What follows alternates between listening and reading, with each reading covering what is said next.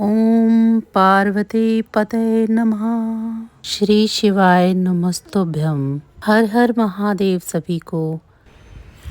प्रदोष व्रत हिंदू धर्म में एक महत्वपूर्ण व्रत है जो भगवान शिव को समर्पित है। यह व्रत हर महीने के कृष्ण पक्ष और शुक्ल पक्ष की त्रयोदशी तिथि को मनाया जाता है। इस दौरान भगवान शिव की पूजा अर्चना करने से उनकी विशेष कृपा प्राप्त होती है। भगवान शिव के भक्तों के लिए प्रदोष व्रत बहुत खास होता है। इस दिन भगवान शिव के साथ माता पार्वती की विशेष पूजा अर्चना की जाती है। धार्मिक मान्यताओं के अनुसार प्रदोष काल को भगवान शिव और मां पार्वती के मिलन का समय माना जाता है। इसीलिए इस समय भोलेनाथ की पूजा करने का विशेष महत्व होता है।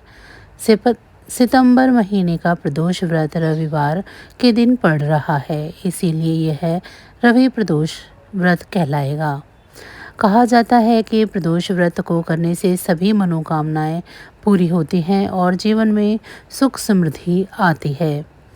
माना जाता है कि प्रदोष व्रत करने से सभी पाप नष्ट हो जाते हैं और मोक्ष की प्राप्ति होती है।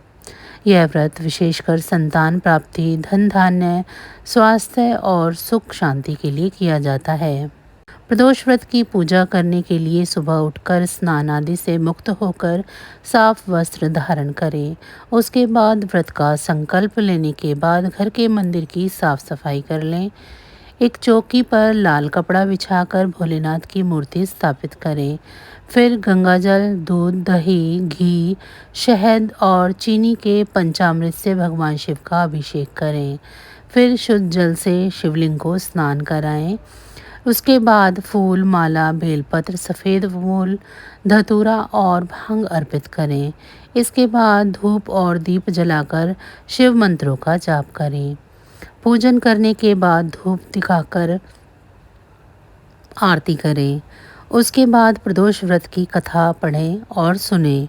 मान्यता है कि ऐसा करने से भगवान शिव और माता पार्वती प्रसन्न होते हैं, जिससे व्यक्ति के जीवन में हमेशा खुशहाली बनी रहती है।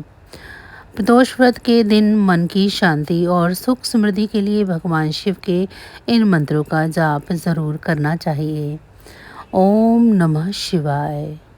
ओम नमो भगवते रुद्राय नमः। ओम तत्पुरुषाय विद्महे महादेवाय धीमहि तन्नो रुद्र प्रचोदयात्। ओम पशुपताय नमः। ओम त्र्यंबकं यजामहे सुगंधिं पुष्टिं वर्धनम् उर्वारुकमिव बंधनान् मृत्युमोक्षे मामृता। प्रदोष व्रत की रात जागरण करके भगवान शिव की पूजा करने से विशेष फल मिलता है। इसीलिए प्रदोष व्रत की रात में जागरण या शिव चालीसा का पाठ जरूर करना चाहिए। रवि प्रदोष व्यक्ति के कल्याण के लिए और बहुत ही शुभ और मंगलकारी माना जाता है। मान्यता है कि पूर्ण श्रद्धा और विधि विधान के अनुसार को कोई भी इस व्रत को करता है और व्रत की कथा को पढ़ता या सुनता है तो उस पर भगवान भोलेनाथ की कृपा बरसती है, जिसके परिणाम स्वरूप उसके सभी मनोकामनाएं पूरी होती हैं और उसके जीवन में सुख व समृद्धि भी आती है। कई जगह पर इस दिन भगवान शंकर के नटराज रूप की भी पूजा की जाती है। व्रत कथा के अनुसार एक गांव में ब्राह्मण परिवार रहता था जो काफ़ी गरीब था। ब्राह्मण की पत्नी हमेशा विधि विधान से प्रदोष व्रत रखती थी और भगवान शिव की पूजा करती थी। एक दिन की बात है, उसका बेटा अपने गांव से कहीं दूसरी जगह जा रहा था। कुछ समय चलने के बाद ही एक जगह पर कुछ चोरों ने उसको घेर लिया और उसका सामान भी छीन लिया। चोरों ने उससे कहा कि तुम्हारे घर का गुप्त धन कहाँ रखा है, इस बारे में बतलाओ। उस लड़के ने कहा कि उसकी पोटली में रोटी है जो तुमने ले ली। इस रोटी के अलावा उसके पास कुछ भी नहीं है। उसका परिवार काफ़ी गरीब है और कोई गुप्त धन भी नहीं है। लड़के से पूछताछ करने के बाद चोरों ने उसे छोड़ दिया और वहां से चले गए। वह लड़का वहां से आगे एक नगर में चला गया। वहां पर एक बरगद के पेड़ के नीचे ही छाया में सो गया। इसी बीच वहां राजा के कुछ सिपाही आए जो किसी चोर को खोज रहे थे। वे उस लड़के को चोर समझकर पकड़कर ले गए और जेल में बंद कर दिया। दिन ढलने के बाद वह लड़का घर नहीं पहुंचा तो उसके घर वाले परेशान हो गए। उस दिन का व्रत था। उसकी माँ अपने बेटे के लिए परेशान थी। उसने भगवान शिव से अपने पुत्र की सुरक्षा के लिए प्रार्थना की।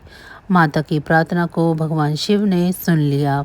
उस रात राजा के सपने में भगवान शिव प्रकट हुए। उन्होंने राजा से कहा कि उसकी जेल में जो लड़का बंद है वह चोर नहीं है, वह निर्दोष है। उसे तुम मुक्त कर दो। ऐसा नहीं किया तो तुम्हारा सब कुछ खत्म हो जाएगा। अगले दिन राजा ने उस लड़के को जेल से आज़ाद करने का आदेश दिया। उस लड़के को राजा के सामने लाया गया तो उसने सारी बात बताई।